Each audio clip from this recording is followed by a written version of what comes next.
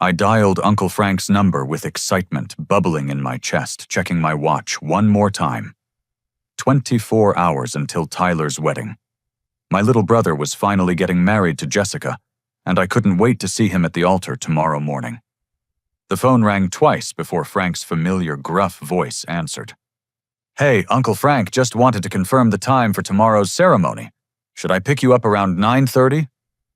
Dead silence. Then a confused chuckle. "Grayson, what are you talking about? Tyler's wedding was last week." The phone nearly slipped from my hand. My heart stopped beating for what felt like an eternity. Last week, that was impossible. Tyler would never get married without me there. We were brothers. We shared everything growing up. My hands trembled as I immediately called my mother. Each ring felt like a knife twisting deeper into my chest. When Patricia finally answered, her voice carried a weight I had never heard before. "Mom, Uncle Frank just told me Tyler's wedding was last week. Please tell me he's confused." The silence stretched so long I thought the call had dropped. Then came the sound that shattered my world completely. My mother's quiet sob. "Oh, honey, I'm so sorry. I wanted to tell you, but Tyler made us promise." My legs gave out beneath me.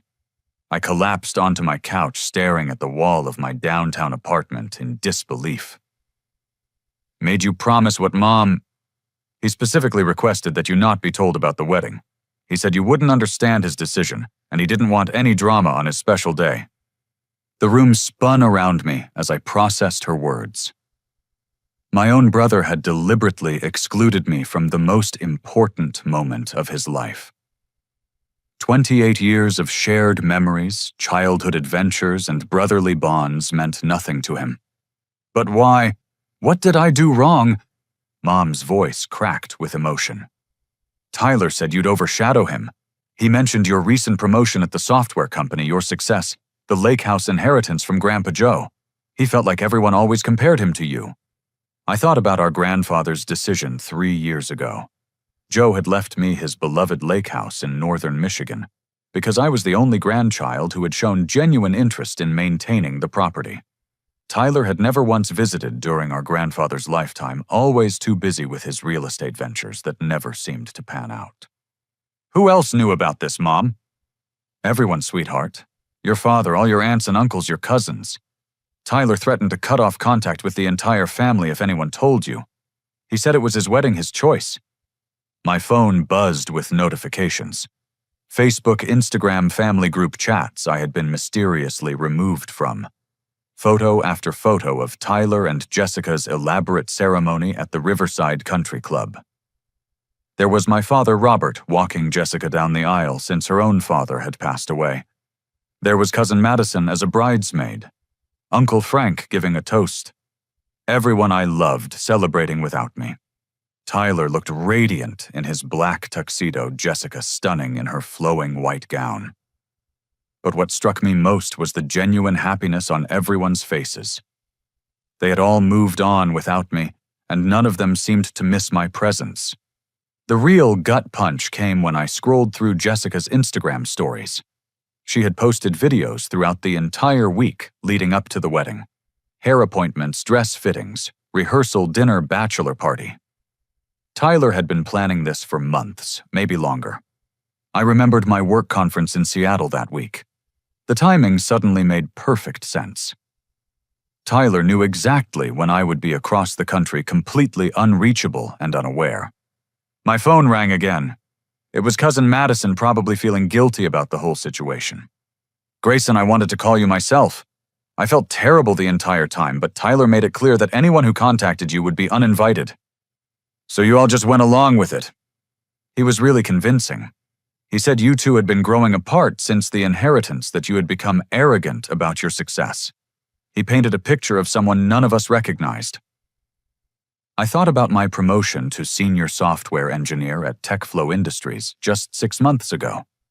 The salary bump had allowed me to pay off my student loans early and start investing for my future. I had been proud of my hard work, but I had never flaunted my success around family. Madison did Tyler seem stressed about anything, Financial problems, maybe? She hesitated before answering. Now that you mention it, yes. Jessica's family paid for everything. The venue catering flowers, even Tyler's tuxedo. Her parents looked uncomfortable about it, but they wanted their daughter to have a perfect wedding. After hanging up, I sat in my apartment staring at the wall. Tyler's real estate career had been struggling for the past 2 years. The housing market in our area had shifted, and his commissions had dried up significantly. Meanwhile, my tech career was flourishing. But the inheritance had been the real breaking point.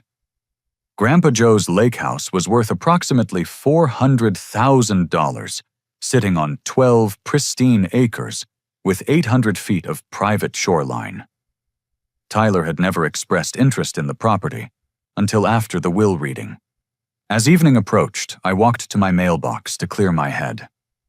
Inside, mixed between bills and advertisements, was a cream-colored envelope addressed to current resident at my address. I tore it open with shaking hands. It was Tyler's wedding invitation, obviously delivered after the fact. The formal script mocked me. Tyler James Morrison and Jessica Ann Walsh request the honor of your presence. The date confirmed everything. The wedding had happened exactly 1 week ago while I was presenting quarterly software updates to clients in Seattle.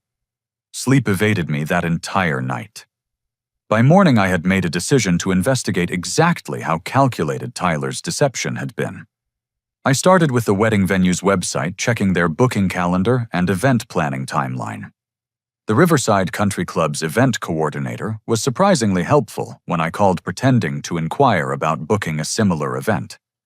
She confirmed that Tyler's wedding had been planned 8 months in advance, with the final guest list submitted 6 weeks before the ceremony.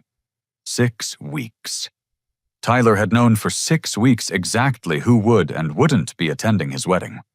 This wasn't a last-minute decision or an oversight.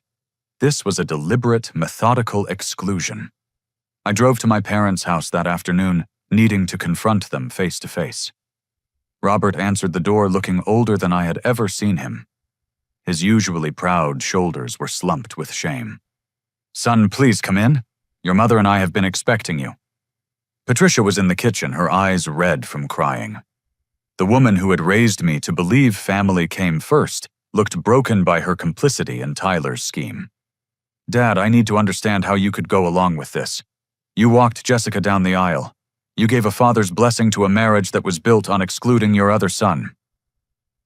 Robert's voice was barely above a whisper. "Tyler gave us an ultimatum. He said if we told you about the wedding, he would disappear from our lives forever. He threatened to move across the country with Jessica and cut off all contact. So you chose him over me. We chose what we thought would keep our family together. We were wrong." Mom finally spoke, her voice trembling. "Tyler convinced us that you would cause a scene, that you would make the wedding about yourself and your success. He said you had become resentful about his struggles and would use his wedding as an opportunity to show off. The accusation stung because it was so far from who I actually was. I had always been supportive of Tyler's career choices, even when they didn't work out. I had never once mentioned my higher salary or better financial situation. Did he mention why he really wanted me excluded?" Patricia and Robert exchanged a meaningful glance before Dad continued. "He said the lake house inheritance had changed you, that you lorded it over him and made him feel like a failure. He claimed you used the property to make him feel small." I laughed bitterly. "I've invited Tyler to the lake house dozens of times since Grandpa died. He's never once taken me up on the offer. He's never even asked about the property." "There's something else," Mom said quietly. "Tyler owes money, significant money. Jessica's father mentioned it during the rehearsal dinner. Apparently, Tyler has been gambling on real estate investments that haven't paid off." This was news to me. Tyler had always been optimistic about his business ventures, but he had never mentioned any serious debt problems. My phone buzzed with a text message from Tyler. "Hey bro, hope you had a good week in Seattle. Want to grab coffee soon and catch up?" The casual tone after what he had done was breathtaking in its audacity. He was pretending nothing had happened as if excluding me from his wedding was just a minor oversight we could laugh about over lattes. I showed the message to my parents. Dad shook his head in disgust. That boy has lost his way completely. I spent the next hour at their kitchen table looking through the wedding photos they had printed.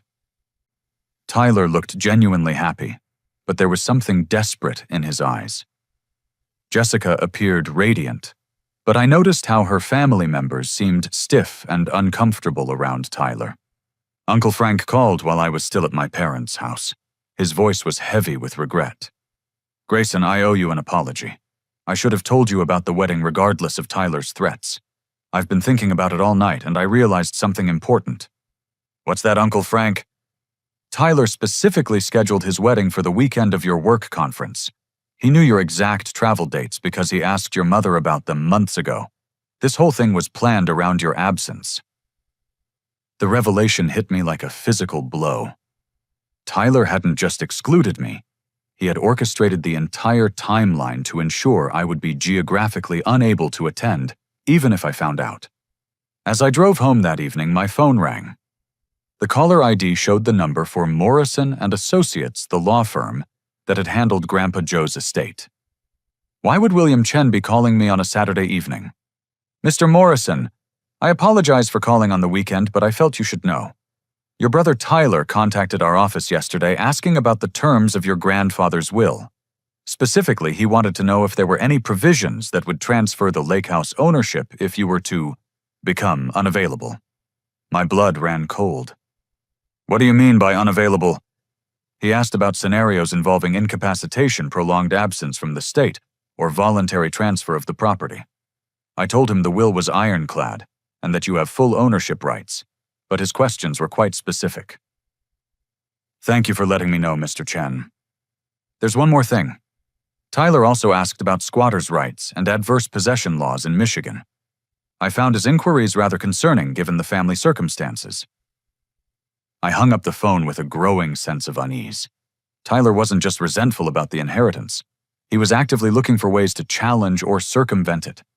That evening, I received another casual text from Tyler. Coffee tomorrow at our usual place. I have some exciting news to share. I agreed to meet Tyler at Cornerstone Cafe, the coffee shop, where we had spent countless hours together as teenagers and young adults.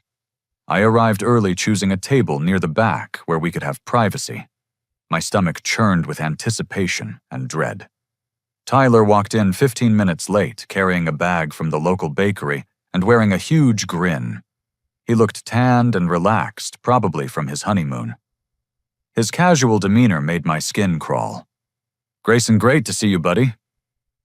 He dropped into the chair across from me and slid the bakery bag forward. Got your favorite blueberry scones? Thought we could catch up properly? I stared at him for a long moment, searching his face for any sign of guilt or remorse. There was nothing but cheerful enthusiasm. So how was Seattle? Mom mentioned you had some big presentation for work. Tyler, we need to talk about your wedding. His smile faltered slightly, but he recovered quickly. Oh, yeah, sorry about the timing. Jessica and I decided to do something small and intimate. You know how crazy wedding planning can get. We just wanted to keep it simple. Simple Riverside Country Club with 200 guests is simple. A flash of anger crossed his features before he composed himself. Look, we had to make some tough choices about the guest list. Jessica's family had a lot of requirements and we were working with limited space. The lie was so blatant I almost laughed. Riverside Country Club could accommodate 400 guests easily. Tyler, Uncle Frank told me you specifically requested that I not be invited. Mom confirmed it. Stop lying to me. His mask finally slipped. The cheerful facade cracked, revealing something cold and calculating underneath. Fine. You want the truth? I didn't want you there. Are you happy now? Why? Because everything is always about Grayson Morrison.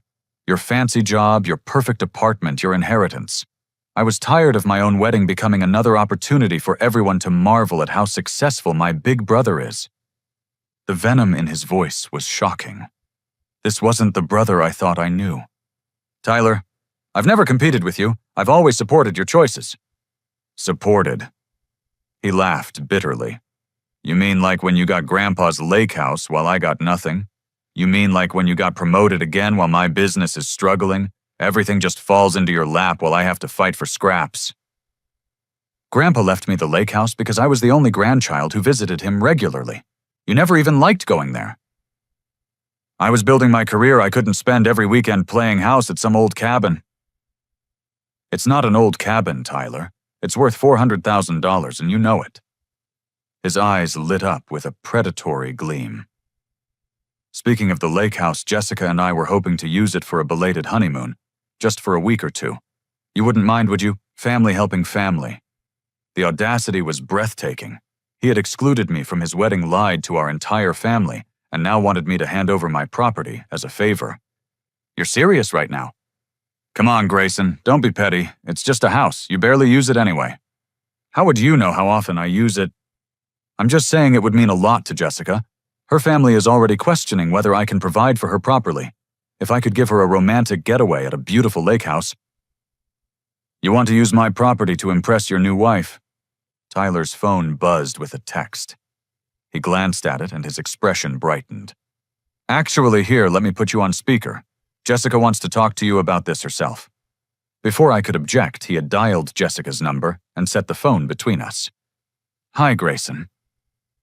Jessica's voice was artificially sweet. Tyler told me all about your gorgeous lake house. I've been dying to see it. We were thinking it would be perfect for our honeymoon, keeping it in the family. Jessica, congratulations on your marriage. I wish I had been able to celebrate with you both. The line went quiet for a moment before Jessica responded with edge in her voice.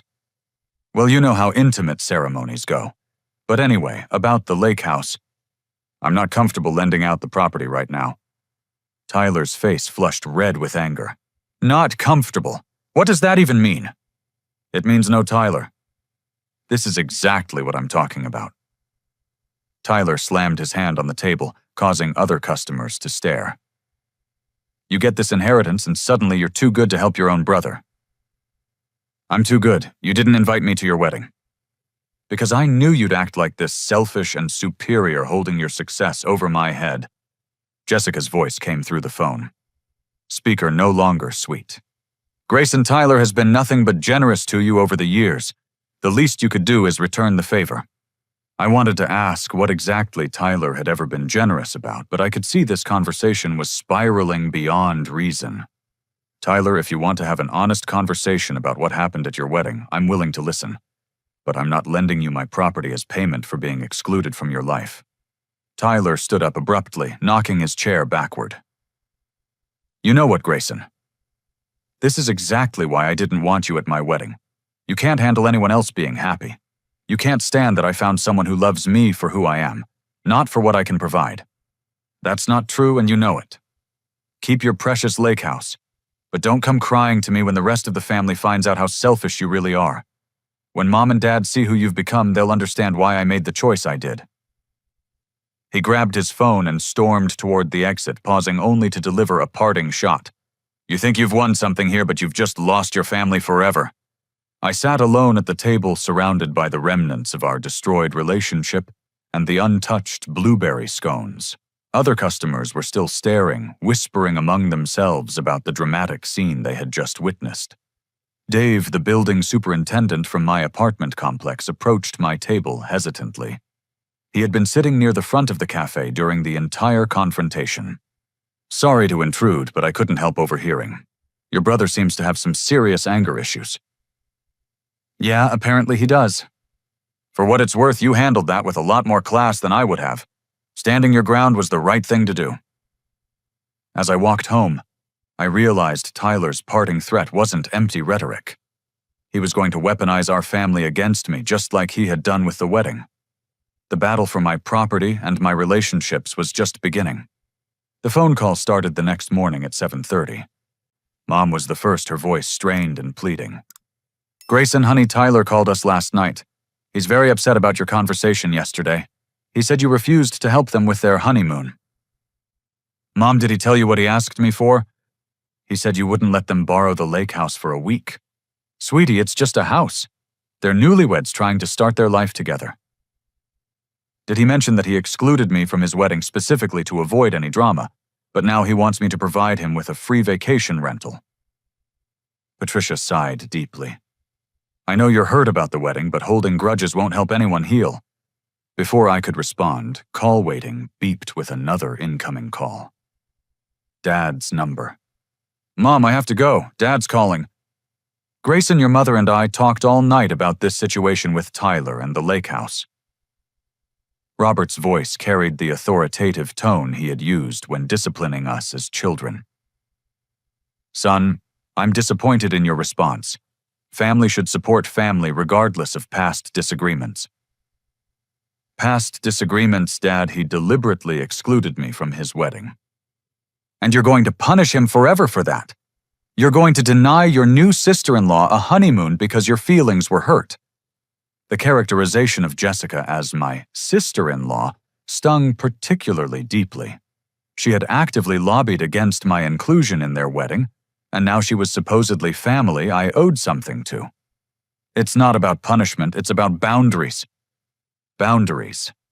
You sound like one of those self-help books your generation is always reading. This is about family loyalty. I hung up feeling more isolated than ever. Within an hour, Uncle Frank called with a similar message, followed by Cousin Madison, and then Tyler's godmother, Aunt Linda.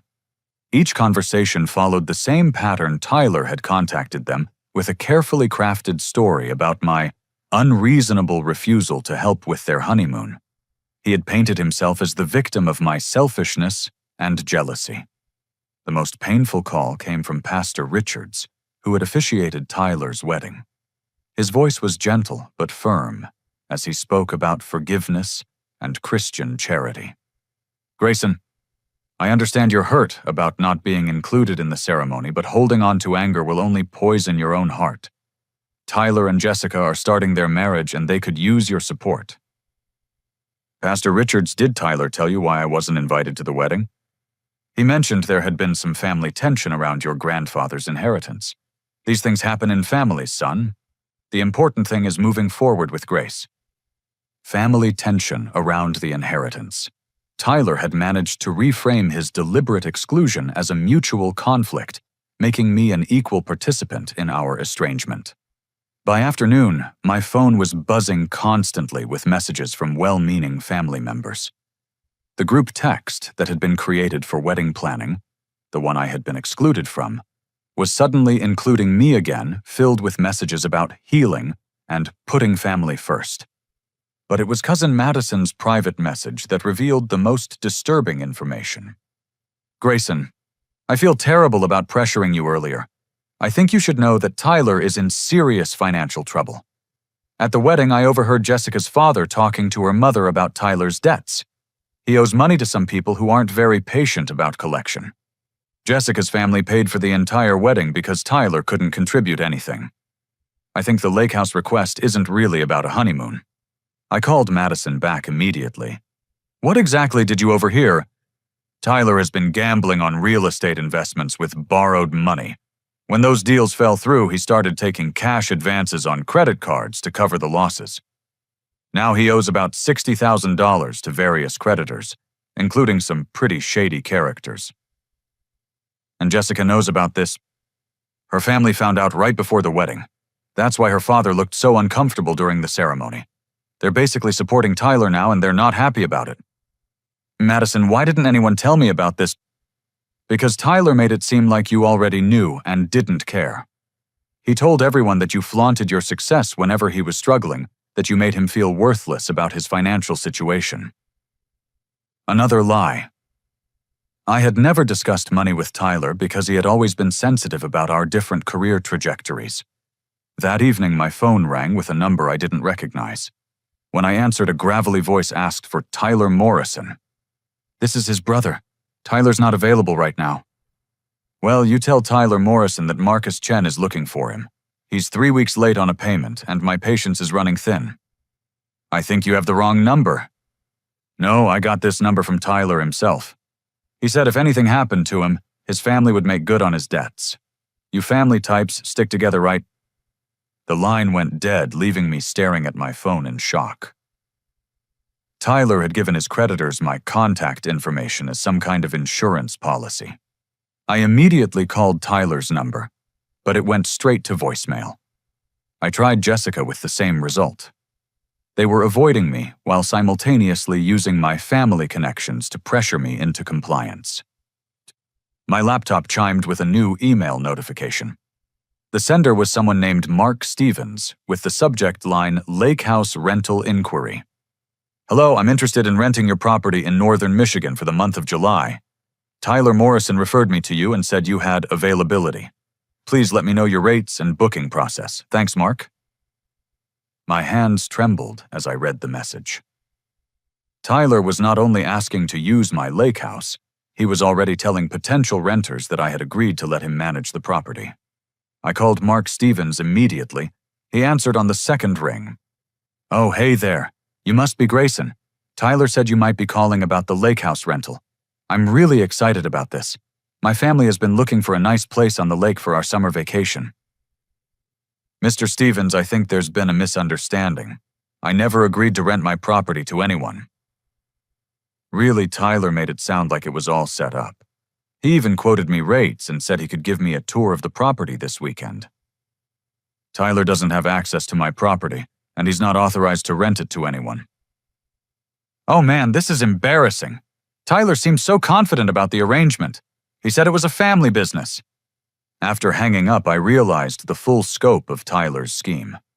He wasn't just asking to borrow my lake house for a honeymoon. He was planning to use it as a rental business to generate income for his debt payments. The family pressure campaign, the guilt trips, the manipulation, it was all designed to get me to give him access to my property so he could exploit it financially. My phone buzzed with another text from Tyler. Hope you've had time to reconsider about the lake house. Jessica and I would really appreciate your generosity. Family barbecue is this Sunday at Mom and Dad's. Looking forward to seeing you there. The casual tone after everything I had discovered was infuriating, but it also revealed Tyler's confidence that his pressure campaign would work.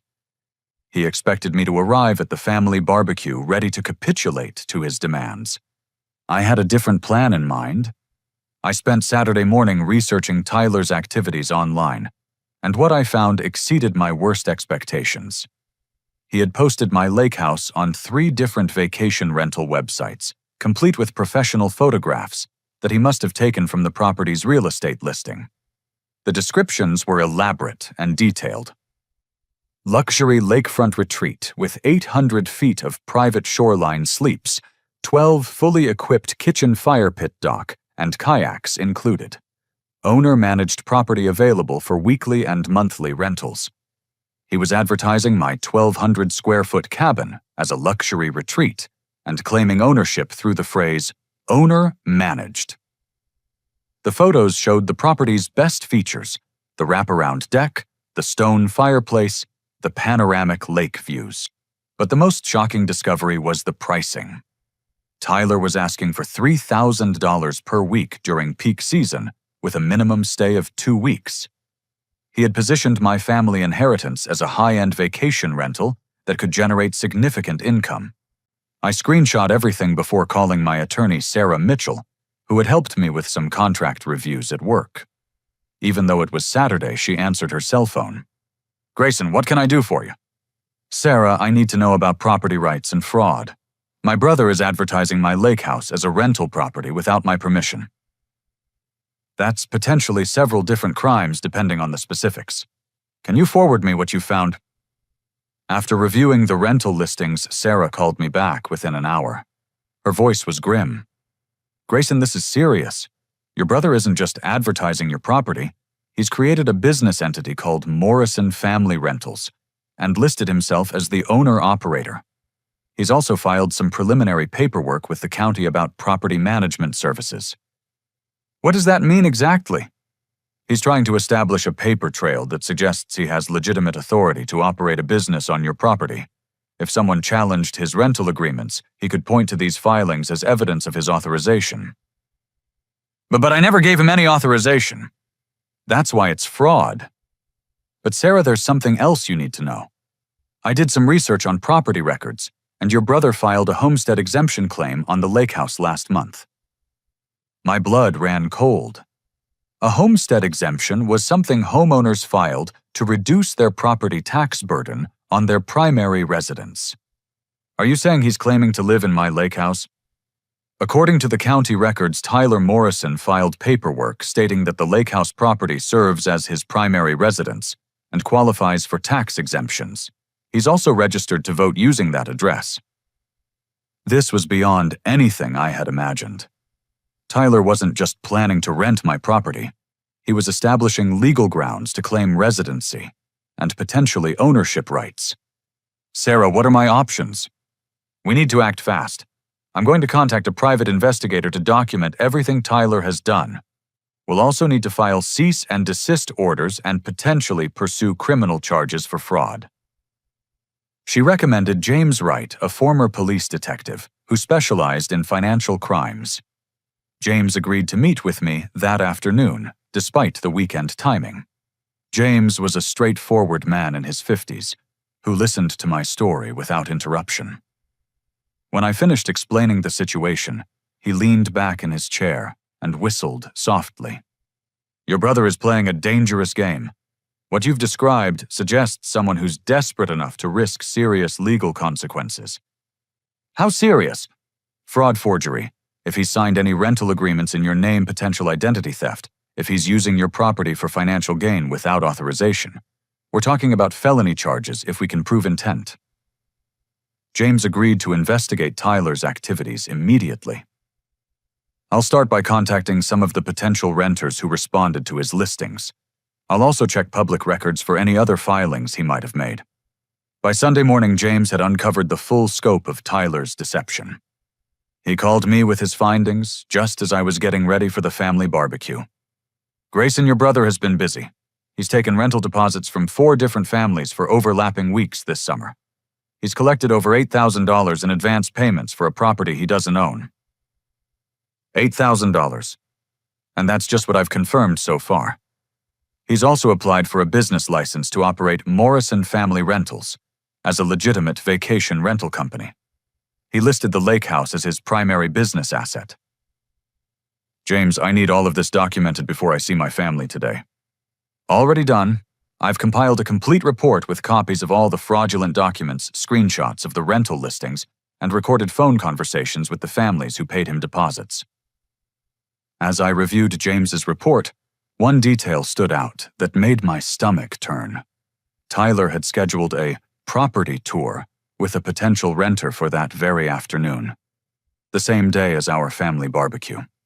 He was planning to take someone to my lake house and show it off as his own rental property, while I was distracted with family obligations. I called the number James had provided for the potential renter, a man named David Park, who had paid Tyler a $1,500 deposit for a 2-week rental in July. "Mr. Park, this is Grayson Morrison. I understand you're supposed to meet my brother Tyler today for a tour of a lake house property." "Yes, I'm actually driving up there now with my family. We're so excited to see the place. Tyler said it was one of the most beautiful properties in northern Michigan." "Mr. Park, I need you to know that Tyler doesn't own that property, and he's not authorized to rent it to anyone. You're about to be shown a property that belongs to me, and Tyler has committed fraud by taking your deposit." The line went quiet for a long moment. "Are you serious? We've been planning this vacation for months." Tyler seemed so professional and knowledgeable about the property. "I'm completely serious, and I have documentation to prove it. Tyler has created fake rental listings and collected deposits from multiple families for the same property." David Park agreed to turn around and meet with James Wright to provide evidence for the investigation. His family's disappointment was heartbreaking, but their cooperation would be crucial for building a legal case against Tyler. By the time I arrived at my parents' house for the barbecue, I had a folder full of evidence documenting Tyler's fraudulent scheme. The rental listings, the fake business filings, the forged documents, and the recorded conversations with his victims. Tyler's plan was about to backfire spectacularly. As I walked up the driveway, I could see Tyler and Jessica holding court on the back patio, surrounded by family members. Tyler was gesticulating animatedly, probably telling another version of his sob story about my selfishness. It was time for the truth to come out. The backyard was filled with the familiar chaos of a Morrison family gathering. Uncle Frank was manning the grill. Children were running around the lawn, and adults clustered in small groups, sharing gossip and catching up on family news. The scene was so normal it felt surreal, given what I was about to reveal. Tyler spotted me immediately and broke into a wide grin. He whispered something to Jessica, who turned to look at me with a smug expression. They thought they had won. Grayson, there's my big brother. Tyler's voice carried across the patio, drawing everyone's attention. I was just telling everyone about our conversation the other day. I think there might have been some miscommunication. The family gradually gathered around us, forming a loose circle. Mom and Dad looked hopeful that Tyler and I were about to reconcile. Cousin Madison appeared nervous, probably remembering our private conversation about Tyler's debts. Tyler, why don't you tell everyone exactly what kind of help you asked me for? Tyler's confidence never wavered. Jessica and I were hoping to spend our honeymoon at Grandpa's lake house. You know, keeping the celebration in the family. But Grayson seemed to think that was asking too much. Murmurs of disapproval rippled through the assembled family members. Several people shot me looks that ranged from disappointed to disgusted. Jessica stepped closer to Tyler, playing her role perfectly. I was so excited to see the property that meant so much to your grandfather. Tyler talks about those childhood summers all the time. The lie was breathtaking. Tyler had actively avoided visiting the lake house during our childhood, preferring video games and air conditioning to outdoor activities. Tyler, since you're being so open with the family, why don't you also tell them about the rental business you've started using my property? The color drained from Tyler's face, but he recovered quickly. What are you talking about? I pulled out my phone and opened the screenshots James had provided. Morrison Family Rentals, $3,000 per week for luxury lakefront accommodations. Owner-managed property available for immediate booking. I handed the phone to Uncle Frank, who squinted at the screen before passing it to Dad. Robert's expression shifted from confusion to shock as he scrolled through the rental listings.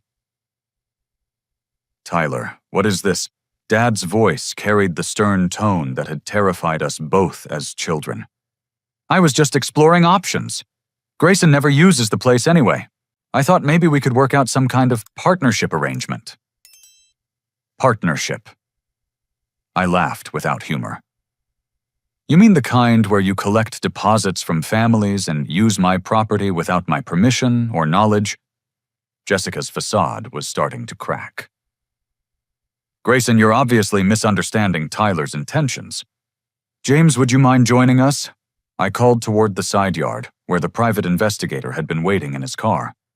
James Wright approached the group with a professional demeanor, carrying a briefcase, and wearing the kind of serious expression that immediately commanded attention.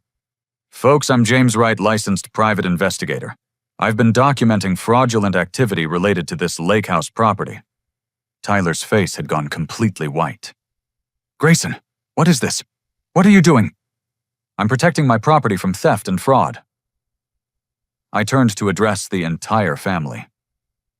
Tyler has collected over $8,000 in rental deposits from my lake house. He's filed false paperwork claiming to live there. He's created a fake business and advertised my property as his own. James opened his briefcase and began distributing copies of the evidence. Mr. Tyler Morrison has engaged in multiple criminal activities over the past month. Wire fraud, identity theft, filing false documents with county officials, and operating an unlicensed business using someone else's property. Uncle Frank looked up from the papers with disgust. Tyler, you took money from families for a property you don't own. It's not like that I was going to work everything out with Grayson. I just needed some time to get back on my feet financially. By committing fraud? Mom's voice was barely a whisper. Patricia looked like she might faint. Jessica finally snapped. This is ridiculous. Tyler was trying to help those families find a nice place for their vacations. If Grayson had just been reasonable about sharing the property, sharing. I turned to face her directly. Jessica, you actively lobbied to exclude me from your wedding. You called me selfish and superior. Now you want me to hand over my inheritance so Tyler can run an illegal rental business. The wedding was Tyler's decision, not mine. That's not what you told the family. According to everyone here, you and Tyler both agreed I would cause drama and steal attention from your special day. Tyler was desperately looking around for support, but the family members were studying the evidence with growing horror. Dad was reading the fraudulent business registration documents with his jaw clenched. Mom was staring at photos of the fake rental listings with tears in her eyes. Tyler! Dad's voice was ice cold. Did you tell people you lived in that lake house? I needed an address for the business paperwork. It was just temporary. You committed fraud, son. You lied to government officials and stole money from innocent families. Cousin Madison spoke up quietly. Tyler, I heard about your gambling debts at the wedding. Is this all about the money you owe? The question hung in the air like a bomb. Tyler's carefully constructed facade finally crumbled completely. You don't understand the pressure I'm under. Those people want their money and they're not patient about collection. I needed a way to generate income fast. So you decided to steal my property. It's not stealing, it's family property. Grandpa should have left it to both of us anyway. Uncle Frank shook his head in disgust. Joe left that property to Grayson because you never showed any interest in it. You complained every time we suggested visiting. That's because I was building a career. I was trying to make something of myself without relying on family handouts. Like the handout you're demanding now? I asked. Tyler's composure completely shattered. You want to know the truth? Fine, I'm drowning in debt because I took risks trying to build something real. Meanwhile, everything just falls into your lap. The job, the promotions, the inheritance. You never had to fight for anything. I fought for everything I have, Tyler. I just didn't do it by lying to my family and committing crimes. Jessica grabbed Tyler's arm. We're leaving. This is insane. Actually, James interrupted. Mr. Tyler Morrison, you need to know that criminal charges are being filed first thing Monday morning. You should probably contact an attorney. The family stood in stunned silence as Tyler and Jessica rushed toward their car. Tyler paused at the gate and turned back with pure hatred in his eyes. This isn't over, Grayson. You think you've won something here, but you've just destroyed our family forever. Uncle Frank called after him. Tyler, you destroyed this family the moment you decided to lie and cheat instead of asking for help honestly. As their car disappeared down the street, I looked around at my remaining family members. Some looked ashamed of their earlier pressure tactics. Others seemed genuinely shocked by the extent of Tyler's deception. Pastor Richards, who had arrived during the confrontation, shook his head sadly. I owe you an apology, Grayson. Tyler came to me with a very different version of this story. Mom finally spoke, her voice thick with emotion. Honey, I'm so sorry. We had no idea how bad things had gotten. Mom, the important thing is that it's over now. But even as I said the words, I knew Tyler's parting threat wasn't empty. This confrontation was just the beginning of a longer battle to rebuild trust and hold my brother accountable for his choices.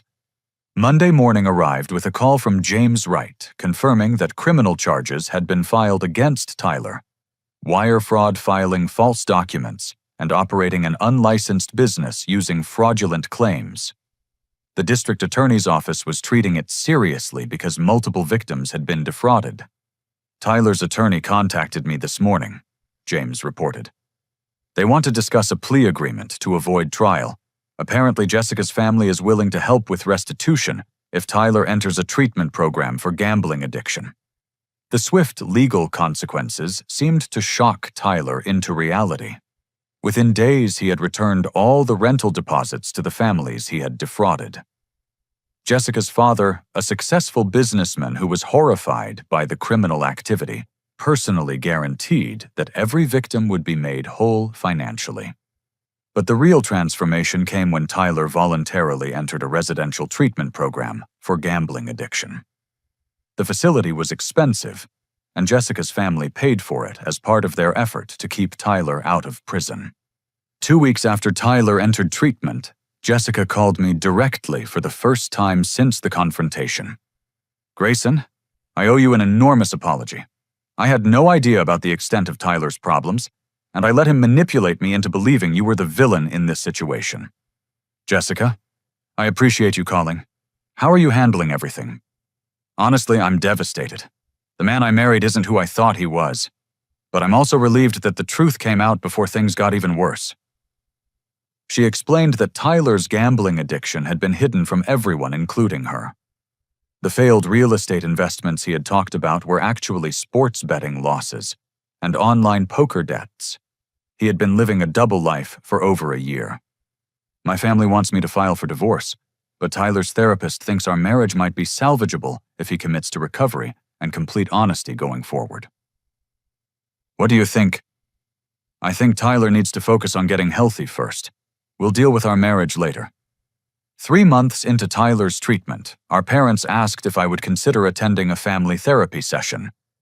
Dr. Jennifer Walsh, the program director, thought it might help Tyler's recovery to address the family dynamics that had enabled his deceptive behavior.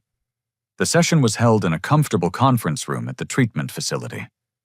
Tyler looked different, thinner, more serious, with none of the manic energy I had grown accustomed to seeing. When he spoke, his voice was quiet and thoughtful. "Grayson, I want to start by acknowledging what I did to you. Excluding you from my wedding was cruel and selfish. Using your property to try to solve my financial problems was criminal. I betrayed your trust and our relationship in ways that I'm still trying to understand." Dr. Walsh encouraged him to be more specific about the impact of his choices. "I convinced myself that you had everything easy while I was struggling, so I deserved something from you.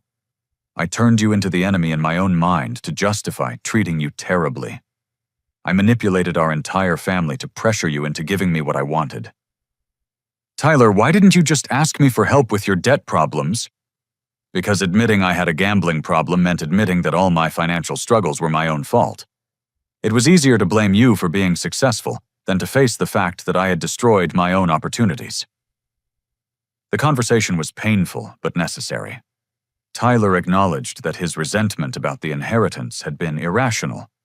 Grandpa Joe had made his decision based on our actual relationship with the property, not favoritism. "I barely visited Grandpa during his last years because I was too ashamed of my failures to face him. You were there for him when he needed family. You earned that inheritance." Dr. Walsh worked with our family to establish new boundaries and communication patterns. Tyler would need to rebuild trust through consistent actions, not words. Mom and Dad would need to stop enabling his behavior by making excuses or trying to fix his problems for him. Patricia and Robert, Dr. Walsh, addressed my parents. "Your desire to keep the family together is admirable, but protecting Tyler from consequences prevented him from learning to take responsibility for his choices." The sessions continued monthly for almost a year. Slowly, Tyler began to demonstrate genuine change. He got a job at the treatment facility helping with administrative work and eventually becoming a peer counselor for other people struggling with gambling addiction. Jessica decided to stay married to Tyler, but they postponed having children until he had proven his commitment to recovery. She also insisted on complete financial transparency, with all accounts and decisions shared. "Trust but verify," she explained to me during one of our occasional coffee meetings.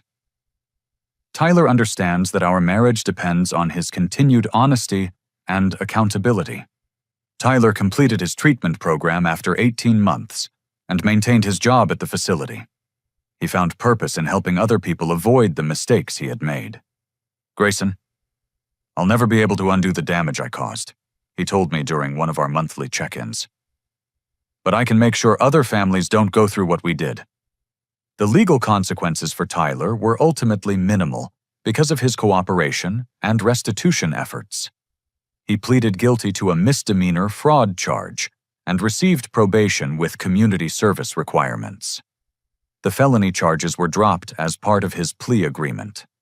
My relationship with Tyler slowly began to heal, but it was different now. The blind trust and automatic loyalty of childhood was gone, replaced by a more mature relationship based on earned respect and clear boundaries. "I understand if you never fully trust me again," Tyler said during one of our conversations. "But I hope someday you'll be able to see me as someone who made terrible mistakes, but learned from them."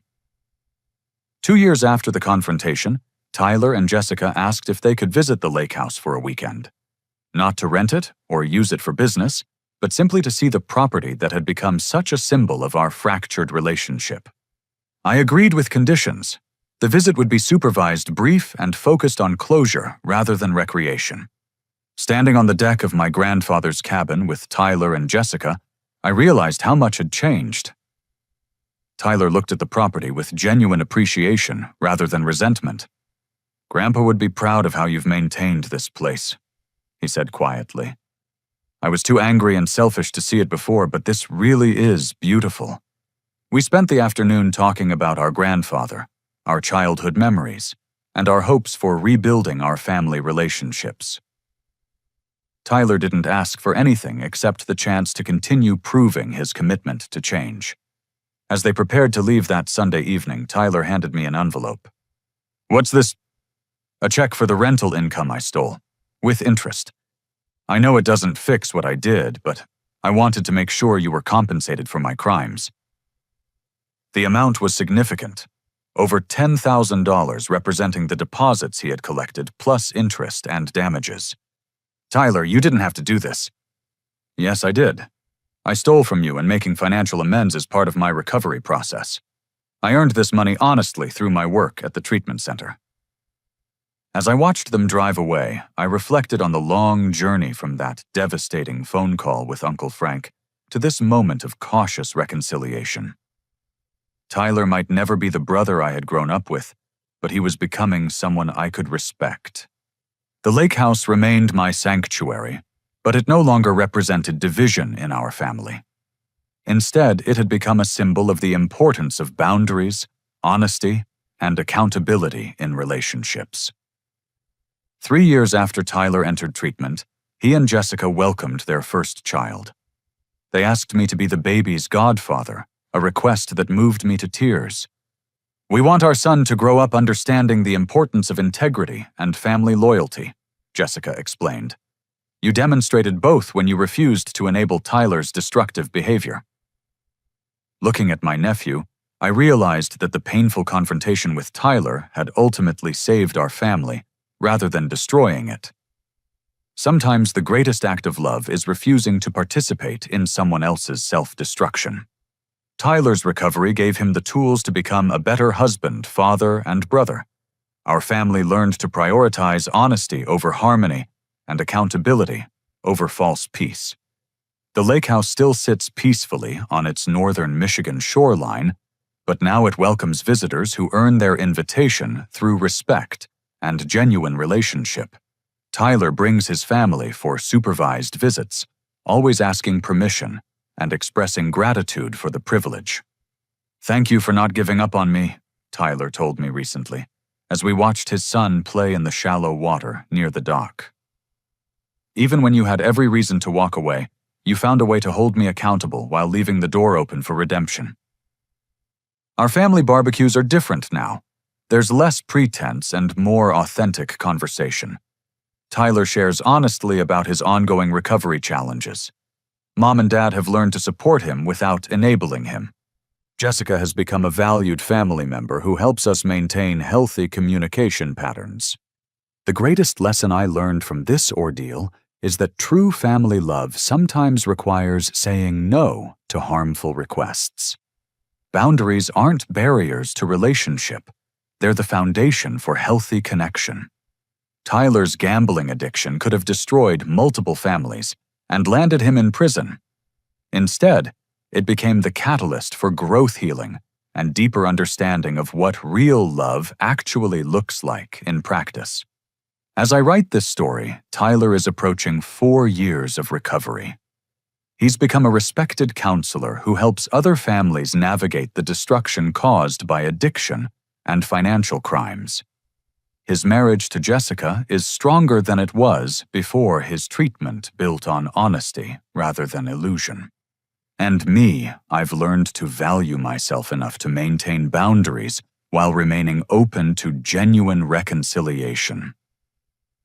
The brother who excluded me from his wedding eventually became someone I'm proud to call family again, not because blood makes us related, but because he earned his way back through consistent change and accountability. What do you think? Have you ever been in a situation where you had to choose between keeping peace and standing up for yourself? How do you balance family loyalty with personal boundaries when someone you love is asking you to enable their destructive behavior? I'd love to hear your thoughts and experiences in the comments below. If this story resonated with you, please give it a like and share it with someone who might need to hear about the importance of healthy boundaries in family relationships. And don't forget to subscribe for more stories about real-life family challenges and the journey toward healing and growth. Thank you for taking this journey with me. Remember that sometimes the most loving thing you can do for someone is refuse to participate in their self-destruction. Setting boundaries isn't selfish. It's necessary for creating the space where real change and genuine relationship can grow.